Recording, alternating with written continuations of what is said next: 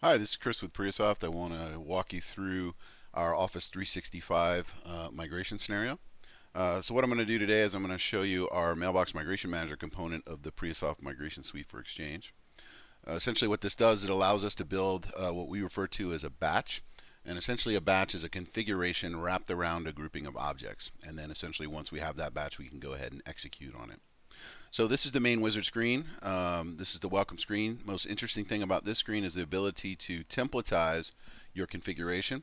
So as you go through a series of dry runs, which I'll explain, and as you go through a series of pilots and testing, you're going to come up with the exact configuration that's right for this particular migration scenario. Once we have that set, we can go ahead and persist that out and then load that back into the UI. So that way when we go into production, we get the exact same behavior that we expected that we saw during dry runs and testing. Okay, so I don't have one of those, but I'll show you how to create one a little bit later on. So we'll close this up. Go ahead and say next here. So on the screen, it's asking us what type of migration are we actually trying to perform. The tool will actually do many scenarios. It'll do same forest migrations. It'll also do cross forest migrations on-prem and also to the cloud. So depending on your scenario, you would select the appropriate combination. Today, what I'm going to do is I'm actually going to go 2003 to Office 365. So what I'm going to do is I'm going to drop this down. I'm going to select Exchange 2003, and then down here I'm going to select Office 365. Okay, pretty straightforward. Now, one option that we have available to us, which is unique to our tooling, is what we call the dry run mode. And essentially that's a special testing mode that we can put the application in, and it allows us to actually test the migration before we do it in production. So we can actually do a simulated migration with the intent being that when we're done with that, we can actually go in and purge those test objects that we've created as part of that process. All that's automated through the application. But one of the good things about testing through dry run mode is the ability to understand, especially when you're moving to the cloud because of the latency between your data center and the Microsoft data center that you're actually targeting, is obviously performance characteristics. So what we want to understand is if we take a group of objects, how long is that group of objects actually going to take to migrate from on-prem to the cloud based on the network conditions that are available to us. So dry run will actually help us establish exact timings that we can actually base our project around, communicate to the business, etc. The other thing that dry run will do is it'll actually tell us if there's anything in the environment that we need to remediate prior to going into production. We're going to find those things during dry run. So if there's corrupted mailboxes, corrupted items, there's something in the network layer that's causing a problem, our internet connection is flaky and restarts over and over, whatever the case may be, we're going to discover those issues during the dry run. We're going to be able to remediate those and then potentially do another dry run to validate that we've actually remediated those items before we go into production. Okay, so in this case, I'm just going to go straight through and run it in production. So what I want to do here is basically say next. So on this screen, it wants a source domain controller, and essentially what we're going to do is we're going to bind to that domain controller, and we're going to do some discovery. What type of Active Directory installation is it? What version is it running? What operating mode? What versions of Exchange are there? What operating modes are they in? All that sort of data we're going to collect automatically. So all you have to do is provide the appropriate DC endpoint and then the credentials to connect. Now in this case, I actually have a stored set of credentials. Now I can use this, basically out of convenience if I will. But really, the intent of this credential cache is so that we can actually have a set of credentials for a particular environment without having to expose that to the administrator running the application. So for instance, if I wanted to provide those credentials to do the work, but I didn't want to expose the password, I can go ahead and store those in here. Then I could delegate that button pushing, if you will, down to a lower tier administrator without exposing any of those credentials to them. Now I'm just going to pick them out of here for convenience, but essentially that's what it's designed to do. So we go ahead and provide those. We say next, tool will run out and do some discovery. And when it's done with that, it'll actually prompt us for a global administrator account in the Office 365 tenant that we're actually targeting. Okay, so in this case, normally we would recommend that you create a dedicated service account, a global admin for our tooling to use, so that way we don't collide on PowerShell instances and some of the other throttling that Office 365 has. But from a direct perspective, all we really need is a global admin, but we would recommend that you create a dedicated global admin and then use that in the tooling. Okay, so again, I have this cached up, so I'm going to go out and run out and grab it, and we'll go ahead and say next. So what the tool is going to do now, it's actually going to bind to the Office 365 tenant. It's going to do some validation to make sure obviously the credentials are correct, and then it's going to actually tell us what tenant we're actually connecting to, and then we can validate that that is the intent, the tenant that we actually intend to target in this case. So when that pops up, we'll go ahead and confirm that that is the tenant account that we are actually going to target, and then we can go ahead and move forward. So you can see here it's obviously providing us some tenant information, who it belongs to, and we can obviously confirm that that is the correct tenant for us. So I'll say yes to that. Tool will then start doing some data collection on a background thread, but in the meantime, we can still move through the wizard and start, filling out some of the forms as we move along. So on this coexistence screen, essentially what this is asking us is, do we want to do a one-time migration, meaning that we're going to take everybody from the source environment and move them up to the cloud in a one event sort of operation, or do we want to do that in a coexisted fashion, in which case we can enable coexistence features in the tool. And what we're really telling the tool to do at this point is go ahead and cut the user over to Office 365, then go back, protect the source data. What we do is we put the source user's mailbox into what we refer to as a dormant state, which allows the administrative team to get access to it, but it also allows us to roll back to that object in the event that we decided, you know what, we want to call no joy on this operation, we want to roll back to the position we were in, go ahead and correct whatever it was or causing us to not move forward, and then go ahead and proceed on another event. Okay, so we're always protecting the data, but in the event that we come back and in a coexisted state, we're going ahead and protecting that data. We're going to block access to the source mailbox to the user, because now their current, live mailboxes in Office 365, we don't want them inadvertently connecting to the on-prem mailbox. So we're going to do all of that work to make sure that they cannot connect. We're going to put it in that dormant state, and then obviously we have a rollback utility in the event that we actually needed to undo those changes. But what that does is it sort of leaves a hole in the source directory from a gal perspective. So essentially, if I was trying to reply to something that user had sent, or I was trying to look him up in the address book, his object would not be present anymore. So what we do is we drop a placeholder object in place of the migrated object that handles forwarding mail and replies into Office 365 while the users are in a coexisted state. Once all the users are migrated over, you can then go ahead and switch your MX record over to Office 365. Now, there's a number of ways to deal with coexistence. That's one of the ways that I was describing. But if you have a complicated scenario, or you're using DirSync or something like that, we just say go ahead and give us a ring, and we'll talk about that scenario and explain how to go ahead and clean that up. Now, you can see here that we've previously done a dry run in this case. So it's basically telling us that there are 5 dry run users that were created by this host in the cloud, and it's asking me if I want to clean that up. So as we talked about earlier with dry run, the tooling's automatically going to purge and clean those things up, and then basically telling us that this is currently the case. So I'm going to go ahead and say purge all. Tool's going to run out and clean up those objects, and then we can go ahead and move forward from there. All right, so we got that done. I'm going to leave this in one-time mode, but I think you understand the coexistence scenario, so we'll go ahead and move next. So in this case, we can basically select objects that we want to migrate in this particular batch. And there's a number of ways to do that. The easiest way is to browse, which is what I'm going to do, but we can also load from a CSV file, or we can load what we call a proprietary recipient package that the tooling allows us to create. And the reason it allows us to do that is so that we can sort of separate the administration of who's going in this batch, where are they going to, from the actual execution of the job itself. So I could actually set this all up today, persist those files out, and then tomorrow, saying I was going to go into production, I could bring that data back into the UI and go ahead and execute it. So it kind of allows you to separate the administration from the execution. So in this case, I'm just going to do a browse.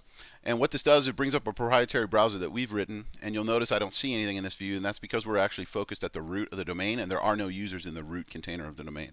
Now, I could obviously pick individual OUs, and that would show me users within those. But there's some other features that we can do that make things a little bit easier. So one of the things we can do is we can actually say show all objects from all subcontainers, and then starting from the root, it's basically going to flatten out the entire domain and show us everyone from the domain that we can pick from. That's one way to do it. The other way is to go in and actually write an LDAP filter. You could say show me all objects where department equals this or city equals that, and the tool will filter that out for you. I'm actually going to use that right now, but I'm going to do what's called a name search. Instead of typing in a full query, I'm just going to type in the beginning of the name that I'm looking for. So in this case, it's going to be 0365. I go ahead and hit enter, and you'll notice that out of the list of objects, these are the ones that match that criteria. Okay, so I'm going to go ahead and say OK to this screen, and you'll notice that they're all in a selected state at this point. I'm going to go back out and grab just a couple of more objects just for testing purposes. So let me go ahead and clear this filter. And let's go ahead and grab a couple more here just for demonstration purposes. All right, so now we have about 10 users in this view, and one thing I want to show you on the screen before we move next is the ability to toggle objects and tell the application that these are VIP objects. And what that's really doing is it's a flag to the application that these objects are high value or high priority, and they should go first, and they should get more CPU, memory, etc., more processing power devoted to them than are devoted to the rest of the objects in the batch. So if you had a CFO, CIO, CEO, that type of scenario, you can select those objects and basically say these are high value, we want them to go first, give them the most priority over everyone else in this group. Okay, so the way you do that is you say toggle VIP. So you'll notice that user 1 and 2 now are in a VIP state, which is basically flagging the application that they are high value to us. All right, so now we're going to go move next. And essentially what we're doing now is we know who we want to migrate from the source. What we need to know is there an existing user account in Office 365? If so, we want to match up to it. If not, we have some ability to create those accounts on the fly if need be. Okay, so the first thing we want to do here is we want to do an auto match, and essentially what that's going to do, it's going to run out and it's going to attempt to say, out of these 10 people, how many already have accounts in 365 and how many do not. Okay, so you can see out of the 10 we had a 50% match. 5 were there, 5 were not. So I'm going to go ahead and say close on this, and you'll notice we've split the results across 2 tabs. These are the users who are currently in a match state, and we can obviously scroll out here and we can see who it's actually matching up to. But over here on the unmatched recipient screen, you can see that these 5 users do not have accounts yet. So what I can do is grab one or more. In this case, I'm going to grab them all, and I'm going to go ahead and say create. It's going to ask me to confirm that we do want to create these objects 365. I'm going to say yes, and then we get into the new user creation options. So here we get to assign what particular suffix we want, and depending on the domains you have registered in 365, those will appear here. So you can see here's the standard on Microsoft one, and then here's another custom one that we've created, office365.priasoft.com. So I'm going to leave it at that. We can also select the user's country code so that we can get the correct country and language settings generated up for the user. We can also do auto-gen password, in which case it'll automatically create a password for each one of these accounts, or we can force a particular password on, which is what I'm going to do now. So I'm going to go ahead and type in a password here so I have a known value that I can then distribute out to these users when they're actually going to connect for the first time to the cloud. Now down here we can also specify whether or not we want this user to force them to change their password on the first login or not. Obviously that's on or off depending on what the requirements are. And underneath, we'll actually build a file. So in the case of an auto-gen password, we would not need to know what that is. So we're actually going to create a file underneath that says for each one of these users that we've gone ahead and created, here's what the auto-generated password was. So that way you have ability to pull that file and distribute it out to the users as you see fit. Okay. So I'm going to go ahead and say OK to this. Tool's going to run out and build these objects for us. Let's go ahead and wait for that to finish up. We'll hit close here, and you'll notice that now all recipients are in a matched state, and of course we can look across and see who they've matched to. Okay, so we'll go ahead and move next on this screen. So on this screen, what this is basically saying is all of the objects in Office 365, either matched ones that we found or ones that we've already created, in this case do not yet have a mailbox. So they're going to get an auto-assigned mailbox based on the cloud's where it wants to place those mailboxes. You have really no control over what database the users are going to live on in the cloud from the back-end side, so they're going to be auto-gen by Microsoft. However, if we were to actually match up to an existing Office 365 user who already had a mailbox for whatever reason, the state here that you see, which is currently all assigned, would actually say merge. So what that means is that it already has a mailbox. We're not going to try to provision a new one. We're just going to take the data from the on-prem side and push it into the mailbox that already exists for that user. Okay. So we'll go ahead and say next on this screen. Now, before I do that, here's the save selections. And as we talked about before, there was a load selections. This is how we would actually create that recipient package. So when I do save, it's actually going to create a file. It's going to have all the source selections, all the matching to the target objects in the cloud, and also all of the store assignments or merge assignments as the case may be. Okay. So go ahead and say next on here. So from this point forward, it's pretty much all options, so I'll go through these pretty quickly. First one says mailbox folders and data. Obviously, we do want those. These are all the defaults. We can tweak these as we need, but what you're seeing now is all defaults. Next one talks about associated content, rules, views, out-of-office actions, RSS feeds, all the things that the end user can do in the client. Those are the things that we're actually trying to persist over, and that's exactly what that option is doing. So the next one talks about should we translate mailbox folder delegates. So if one user had delegate access to another, through MAPI, we'll actually go in, find who those users are, translate them to the correct cloud object, and restore that permission on the cloud object itself. Okay. Now, the interesting thing about this particular feature is that you can't restore a permission if the user does not yet exist, in this case in the cloud. So for instance, in this case, if we had user 1 who had a relationship with user 2, 3, 4, and 5, and we only moved user 1 and 2 in this particular batch, well, what that does is it sort of leaves a hole on user 1, right? Because he had a reference to 3, 4, and 5. They're not there yet. We cannot restore those. Therefore, he would not have those permissions at that moment in time. Now, what the tool does is it automatically tracks that fact, and it will put a marker on user 1 saying that on the next batch of users that come into the cloud, we need to go back and revisit user 1 and attempt to restore those delegates. Okay, so you don't have to do anything. We're doing it all for you in the background, but what will happen is in another operation in the scenario I just described, user 1 and 2 are there, 3, 4, and 5 are not. They're still dependent. User 1 is still dependent on those to come over to get those rights back established. The next batch we do 3, 4, and 5, those rights would be established at that moment in time. Okay, so there's nothing you need to track. We're doing that all automatically for you, but I wanted to let you know that if you did get into a scenario like that, you don't have to fret. You can go ahead and migrate those objects that were related to one another, and they'll all get restored. Send on behalf of rights, same kind of behavior. If we can restore it, we do it then. If not, we'll restore it as soon as that object becomes available.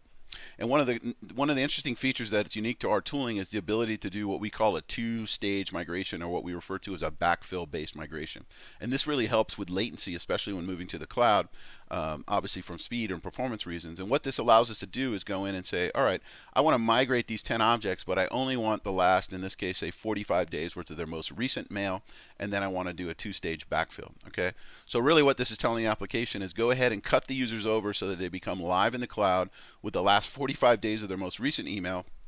They would have complete calendar, task, contact, journal, notes, etc., but only the last 45 days of the most recent email. So we can take an enormously large mailbox and sort of chop it down into a subsection of that. And we're giving the user just what he needs on day one to go live. He can start sending, receiving, doing all the things he would normally do in the cloud. And then what happens is after that user-facing side of the migration completes, the backfill operation comes up behind that and backfills the mailbox with all the data that did not come over in the cutover pass. Okay? So that's another way that you can quickly get users live without having to wait for the entire mailbox to migrate before that user can actually go live. Okay? So I can determine to leave these on or turn them off. I'll just turn them off for this demonstration. All right, down here we also have the ability to filter out special message classes. So for instance, if in the source you were using Symantec or some other tooling like that to do archiving, and it was dropping stub messages in place of archived data, well, those stub messages aren't going to work properly in the cloud. So what we can go in and do is actually filter out specific message classes. So we can say ipm.symantec.archive, if that was the name of the message class. We could go in and specify those, and the tool will leave those data items behind when it's actually cloning the object from source to target. Okay.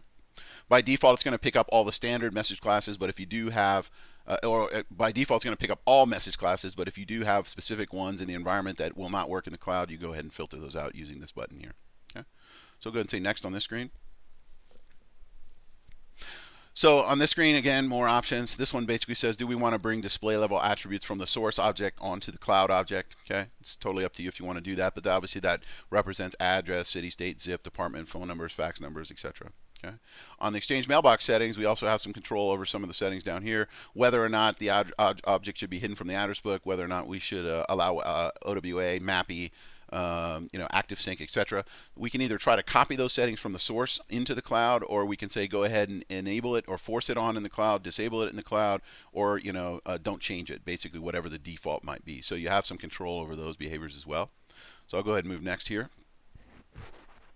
Again, more options. So this first one says, do we want to migrate full access permissions from the source to the target? Now, these permissions are different than the MAPI level permissions, where we can actually assign delegates within the Outlook client itself. These are actually stored on the AD object itself. Okay, so in order to set these, and generally these are going to be on shared mailboxes, we would go to the AD object, go to the security tab, and we would add full access permissions or send as permissions as appropriate.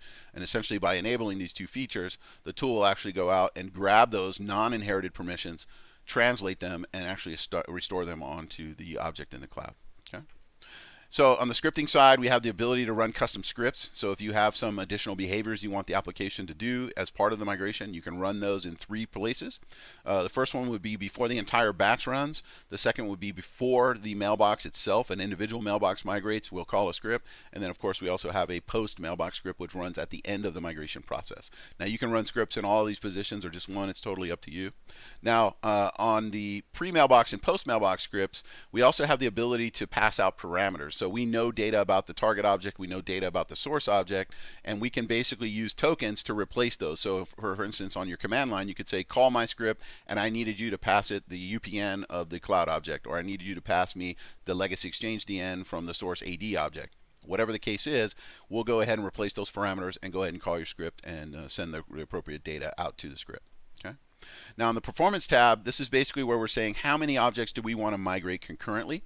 And of course, in Office 365, there are some throttling limitations. Now, the way we deal with this is essentially we create a specific service account for each thread that we're going to run. So essentially each user will run on an individual thread under an individual security context, and that's how we're going to avoid concurrency throttling that is normally inherited. If you just try to use one service account to do all the work, that service account will eventually get throttled. So what we do is we actually create one service account per thread. So if you say you want to run 20 threads, we'll actually automate running out, building the appropriate service account, and then we'll basically deal cards across those individual threads and make sure that they're running on individual users. So in this case, we currently have 10. I'm going to go ahead and leave it at that. If I wanted to, I could push it down, push it up. Either way, the tool is going to deal with creating and managing those service accounts on its own. You don't have to do anything. Okay. We're not in dry run, but if we were, we can control how those dry run objects get created. We also have a SharePoint integration piece.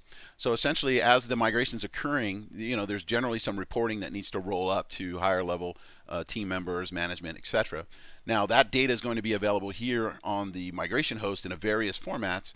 But again, you wouldn't necessarily want people coming to you saying, hey, go to the host, tell me what it's doing, where are we? What we can actually do is if you have a SharePoint portal, we can actually go to one of those sites, we'll create a new list, and we'll send data up to SharePoint. So essentially what you would do is direct everyone who has those types of questions. Hey, has so-and-so migrated yet? How long did he take? How much data went across?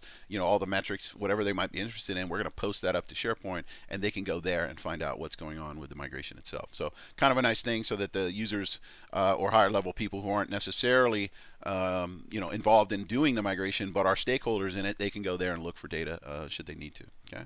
On the notifications tab, what we can do is, because the tool is designed to run sort of what we call lights out, meaning that nobody has to sit here and babysit it. Usually what you do is you get it kicked off, and then of course you're going to want to take off and go do some other operations, maybe grab lunch, whatever the case may be. We can actually have the application send us on a schedule by default every 15 minutes an update of where it's at, right? Exactly where are we? Out of these 100 people, 50 are done, 25 are in flight, the rest are pending, right? All that sort of data we can get from the application on a regular basis, so we can kind of monitor it from afar. Okay.